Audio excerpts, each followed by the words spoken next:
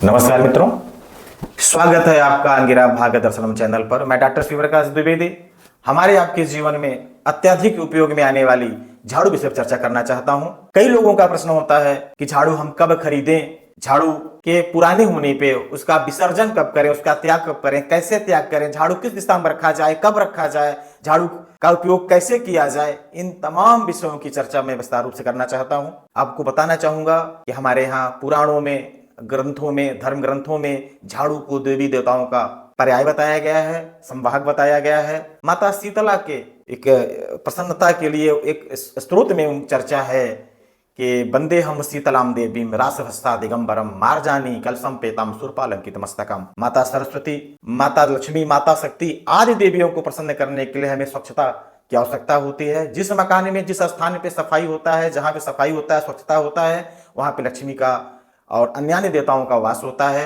कहा गया है कि जिस स्थान पर गंदगी होगा, जहां स्वच्छता नहीं होगा, वहां पे देवता और पितरों की नाराजगी प्राप्त होती है।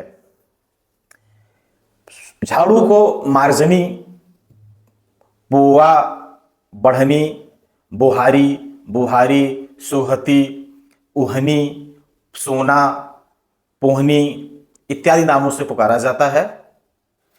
झाड़ू का उपयोग सूर्योदय से पूर्व, सूर्यास्त के पश्चात करना चाहिए। रात्रि में झाड़ू का उपयोग नहीं करना चाहिए। यदि किसी जल वाले स्थान पे आप झाड़ू का उपयोग करें तो झाड़ू के सूखने के पश्चात घर के अंदर रखना चाहिए। घर के प्रवेश द्वार पे अथवा प्रथम कक्ष के आसपास झाड़ू नहीं रखना चाहिए। झाड़ू कभी खड़ा करके नहीं रखना चाहिए। झाड़ू पर कभी पैर नहीं मारना चाहिए, क्योंकि उस पे लक्ष्मी का वास माना जाता है। स्वच्छता का वह कारण होता है, कारक होता है, पर्याय होता है। तो झाड़ू को कभी पैर से नहीं रौंदना चाहिए, कभी पैर से कुचलना नहीं चाहिए। झाड़ू का उपयोग करने के पश्चात पश्चिम दिशा में दक्षिण के अर्ध भाग में अर्थात नैऋत्य कोण में झाड़ू रखना चाहिए। झाड़ू कभी गीला नहीं रखना चाहिए। झाड़ू के ऊपर जो बंधन होता है, जो रस्सी बांधी जाती है, वो लाल वर्ण का नहीं होना चाहिए, वह पीले वर्ण का नहीं होना चाहिए, वह मटमैले कपड़े का या फटे हुए कपड़े का से नहीं बांधना चाहिए, प्लास्टिक के धागे से नहीं बांधना चाहिए, वह सूत होना चाहिए, सुतली होना चाहिए। उससे प्रेम पूर्वक बांधना चाहिए। प्रार्थना करना चाहिए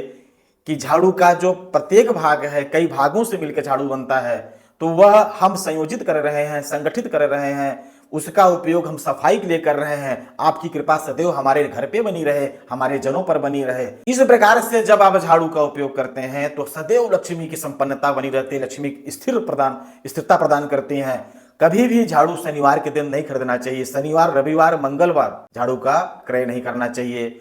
झाड़ू का क्रय बुधवार, बृहस्पतिवार और शुक्रवार को करना चाहिए। झाड़ू अगर तिथि पे विचार करते हैं तो द्वादशी, त्रयोदशी, अमावस्या और अष्टमी पे और तृतीया पे झाड़ू का क्रय कर सकते हैं। झाड़ू का उपयोग करने के पश्चात जब झाड़ू पुराना हो जाए, उसका त्याग करना हो, विसर्जन करना हो, तो झाड़ू को एक कागज में लपेट कर ऊंचे स्थान से किसी नीचे स्थान पर रखना चाहिए। कभी भी झाड़ू को जल में विसर्जन नहीं करना चाहिए। झाड़ू को कभी पैर से रौंदते हुए नहीं फेंकना चाहिए। झाड़ू हमेशा सम्मान से देखना चाहिए। झाड़ू के बिना हमारे घर में सफाई नहीं हो सकती है।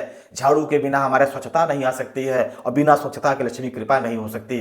झाड़ू का इतिहास क्या है, झाड़ू की कथा कैसे है, झाड़ू प्राप्त कैसे हुआ, झाड़ू पर माता लक्ष्मी ने कृपा क्यों प्रदान की, जहां पे झाड़ू का सम्मान होता है वहां सदैव लक्ष्मी वास कैसे करती हैं, इत्यादि विषय पर मैं आपको अगले वीडियो में बताऊंगा। धन्यवाद।